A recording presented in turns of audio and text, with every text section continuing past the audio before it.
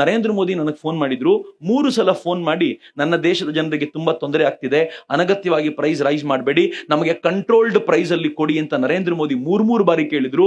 ತನ್ನ ದೇಶದ ಪ್ರಜೆಗಳ ಬಗ್ಗೆ ಇಷ್ಟು ಕಾಳಜಿ ಇರುವಂತ ಪ್ರಧಾನಿ ನಾನು ನೋಡೇ ಇರಲಿಲ್ಲ. ಈಸ್ ಅನ್ ಅಮೇಜಿಂಗ್ ಮ್ಯಾನ್ ಅಂತ ಆ ಸೌದಿಯ ವಿದೇಶಾಂಗ ಸಚಿವ ಹೇಳ್ತಾರೆ. ಬೆಳಿಗ್ಗೆನೆ ನನ್ಗೂ ಮೋದಿಜಿ 3 ಸತಿ ಪರ್ಸನಲ್ ಆಗಿ ಫೋನ್ ಮಾಡಿದ್ರು. ಕರ್ನಾಟಕ ಉದ್ದಗ್ಲಕ್ಕೂ 3 ಹಳಿ ಹಾಕಿಸ್ತಾ ಇದ್ದೀನಿ, ಚಕ್ರವರ್ತಿ ಸೂಲಿಬೆಲೆಗೆ ಅನುಕೂಲ ಆಗ್ಲಿ ಅಂತ.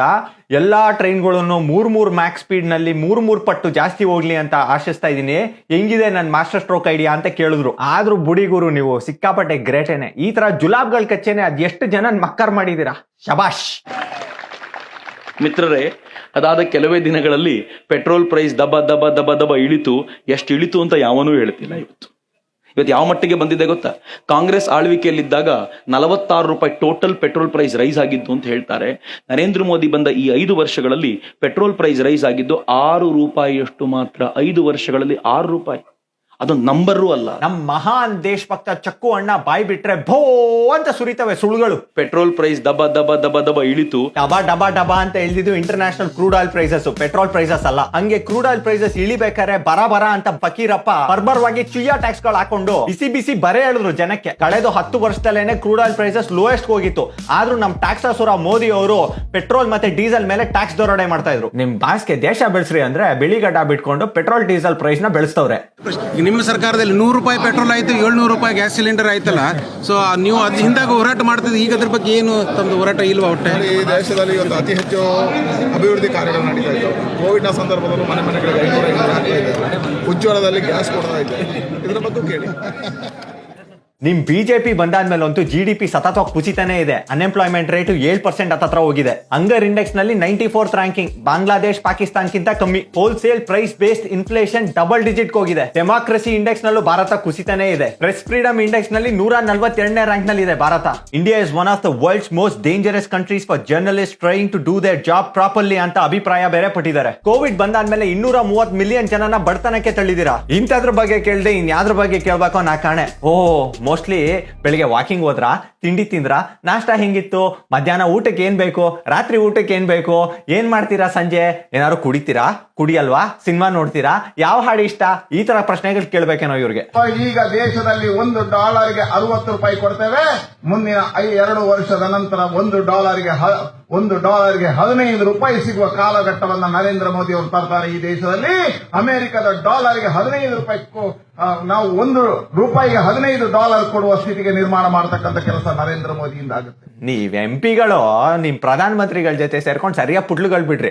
$1 ಕೊಟ್ರೆ $15 ಸಿಗತ್ತಂತೆ. ನನ್ ಪಿಂಡ ಸಿಗುತ್ತೆ. ಬಿಜೆಪಿ ಸರ್ಕಾರ 2014 ನಲ್ಲಿ ಬಂದಾಗ 59 ರೂಪಾಯಿ ಇರ್ತಾ ಇತ್ತು $1ಗೆ. ಇವಾಗ ಹತ್ರ 74 ರೂಪಾಯಿ ಆಗಿದೆ.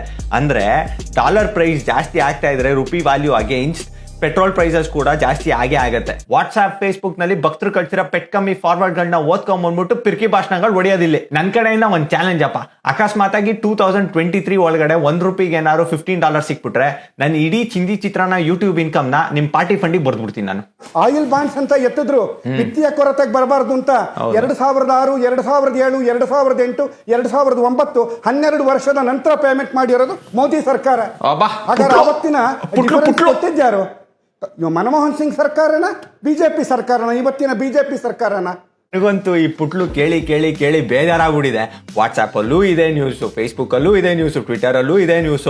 1.3 lakh crore ಮೋದಿ ಅವರು ಜಮಾ ಮಾಡ್ಬಿಟ್ರು, ತೀರಿಸ್ಬಿಟ್ರು ಅಂತ ಎಲ್ಲಾ ಕಡೆನೂ ಹೇಳ್ತಾ ಇದ್ದಾರೆ. Receipts budget 2014-15 page number 34. Special securities issued to oil marketing companies in lieu of cash subsidy. 2015 ನಲ್ಲಿ 2 ಬಾಂಡ್ಗಳು ಮೆಚೂರ್ ಆಗಿತ್ತು. ಪ್ರತಿ ಬಾಂಡಿನ ಬೆಲೆ 1750 crores ಆಗಿತ್ತು. ಅಂದ್ರೆ ಟೋಟಲ್ ಆಗಿ 3500 crores ಅಷ್ಟು ಮೋದಿ ಸರ್ಕಾರ ಕಟ್ಟಿದೆ. ಅದಾದ್ಮೇಲಿಂದ ಇದುವರೆಗೂ ಒಂದು ಬಾಂಡು ಮೆಚೂರೇ ಆಗಿಲ್ಲ ಇವ್ರು ವಾಪಸ್ ಕಟ್ಟೋದಿಕ್ಕೆ. 2021-16 ಅಕ್ಟೋಬರ್ ನಲ್ಲಿ ಒಂದು, ಮತ್ತೆ 28 ನವೆಂಬರ್ 2021 ನಲ್ಲಿ 5,000 ಬಾಂಡ್ಗಳು ಮೆಚೂರ್ ಆಗತ್ತೆ. ಅವಾಗ ಇವ್ರು ಕಟ್ಟಬೇಕಾಗಿದೆ. ಅಂದ್ರೆ ಅವತ್ತಿಂದ ಇದುವರೆಗೂ ಆ 3,500 ಕೋಟಿ ಬೆಲೆಯ ಬಾಂಡ್ ಬಿಟ್ರೆ ಇನ್ನು ಯಾವುದು ಇವ್ರು ಕಟ್ಟೇ ಇಲ್ಲ. ಅವತ್ತಿನ ಬ್ಯಾಲೆನ್ಸ್ ಎಷ್ಟಿದೆ ನೋಡಿ, 1,30,923.17 ಬ್ಯಾಲೆನ್ಸ್ ಇದೆ. ಈ ಸತಿ ನೀವು ತೆಗೆದು ನೋಡಿದ್ರೆ ಬಜೆಟ್ ರಿಸೀಟ್ಸ್ 2021-22 ಪೇಜ್ ನಂಬರ್ 59 ಅಷ್ಟೇ ಬ್ಯಾಲೆನ್ಸೇ ಇದೆ. ಅಂದ್ರೆ ಇವ್ರು ಹೇಳಿದೆಲ್ಲ ಪುಟ್ಲು.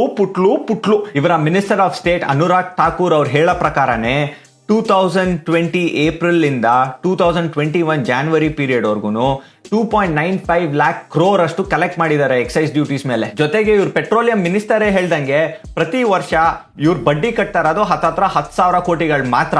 ಇವ್ರು ತಗೊಂತಾರ ಟ್ಯಾಕ್ಸ್ಗೂ, ಇವ್ರು ಕಟ್ತಾರ ಬಡ್ಡಿಗಳಿಗೂ, ಇವ್ರು ಹೇಳ್ತಾರ ಸುಳ್ಳುಗಳಿಗೂ ಯಾವ್ದು ತಾಳೆನೇ ಆಗ್ತಾ ಇಲ್ಲ. ಮಣ್ಣಂಗಟ್ಟಿನೂ ಎಲ್ಲಾ ಬಾಂಡ್ ಬೆಲೆನೂ ಇವ್ರು ಕಟ್ಟಿಲ್ಲ, ಕಟ್ಟ ಪ್ರಮೇಯನೂ ಬಂದಿಲ್ಲ. ಇಷ್ಟು ಬೌದ್ಧಿಕವಾಗಿ ಕೆಲಸ ಮಾಡಬೇಕು ಅಂತಂದ್ರೆ ಈ ಮನುಷ್ಯ ಆರ್ಡಿನರಿ ಅಲ್ವೇ ಅಲ್ಲ. ಈ ಮನುಷ್ಯ ಗಾಡ್ ಗಿಫ್ಟ್ ಭಾರತಕ್ಕೆ ಆಫ್ಟರ್ ಅ ಲಾಂಗ್ ಟೈಮ್, 70 ವರ್ಷಗಳ ತಪಸ್ಸಿನ ನಂತರ ಸಿಕ್ಕಿರುವಂತದ್ದು ಅಂತ. ಕಲಿಯುಗ ಗುರು, ಕಲಿಯುಗ. ದೇವ್ರಿಗೂ ಯಾಮಾರ್ಸಿ ಸುಳ್ಳು ಹೇಳಿ ಭೂಮಿ ಮ್ಯಾಕ್ ಉಟ್ಬಿಟ್ಟವ್ರೆ ಅನ್ನೋದು ಸರ್ ರೋದನೆ ಕೊಡಕ್ಕೆ ಇಲ್ಲಿ ಜನಕ್ಕೆ. ಮೋದಿ ಮ್ಯಾಜಿಕ್ ಪಕೋಡ ಸ್ಟಾಲ್ ಅಂತ ಓಪನ್ ಮಾಡೋಣ ಅಂತೀನಿ. ಇಲ್ಲೇ ನನ್ನ ಕಿಚನ್ ಅಲ್ಲೇ ಸ್ಟಾಲ್ ಎಲ್ಲ ಓಪನ್ ಮಾಡೋ ದುಡ್ಡಿಲ್ಲ ನನ್ನ ಹತ್ರ. ನೀವು देश की जनता के अंदर भारी आक्रोश है और इसके कारण और भी चीजों पर बहुत बड़ा बोझ होने वाला है. सरकार पर भी बहुत बड़ा बोझ होने वाला है. मैं आशा करूंगा कि प्रधानमंत्री जी देश की स्थिति को गंभीरता से लें और पेट्रोल के दाम बढ़ाए हैं उसको वापस करें. ಈ ಮನುಷ್ಯ, ಈ ಮಹಾನ್ ಮನುಷ್ಯ ಇಡೀ ಬ್ರಹ್ಮಾಂಡಕ್ಕೇನೆ ದೇವ್ರು ಪುರ್ಸೊತ್ತಾಗಿದ್ದಾಗ ಸಾಕಷ್ಟು ಸಮಯ ತಗೊಂಡು ಸೃಷ್ಟಿ ಮಾಡಿರೋ, ಭಯಂಕರವಾಗಿ ಎಡಬಿಡದೆ ಸತತವಾಗಿ ಸುಸ್ತಾಗದೆ ಸುಳ್ಳೆಳುವ ಮಹಾನ್ ಅದ್ಭುತ.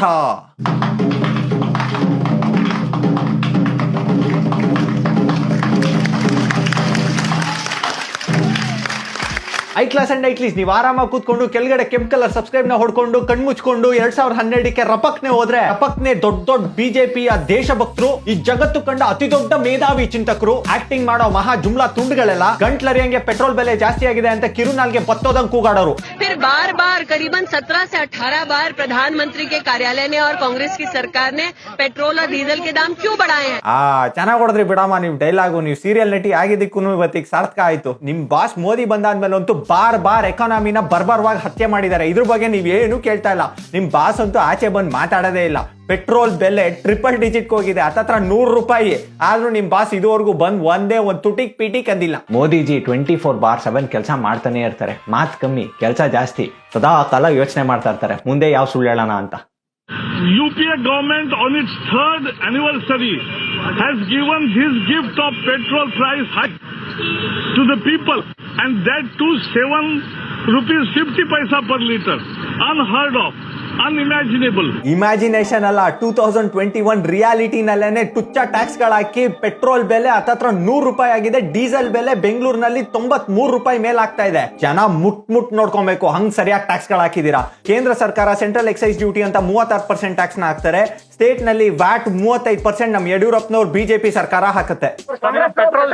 ಪೆಟ್ರೋಲ್ ಬೆಲೆ 100 ಗಡಿ ದಾಟಿದೆ. ಕೇಂದ್ರದಲ್ಲೂ ಬಿಜೆಪಿ, ರಾಜ್ಯದಲ್ಲೂ ಬಿಜೆಪಿ, ಹಾಲು ಜೇನು ಬೆರ್ಸ್ತಂಗಿರುತ್ತೆ ಸರ್ಕಾರ ಅಂತ ಮಹಾನ್ ಮೇಧಾವಿಗಳು ನನ್ಗೆ ಹೇಳಿದ್ರು. ಆದ್ರೆ ಇವಾಗ ಗೊತ್ತಾಗ್ತಾ ಇದೆ ಕರ್ಕ್ಲು ಸೀದೋಗಿರೋ ಕಬಾಬ್ ಎಣ್ಣೆ ಮತ್ತೆ ಕೊಟ್ಟೆ ಸಾರಾಯಿ ಮಿಕ್ಸ್ ಮಾಡ್ದಂಗಿದೆ ಅಂತ.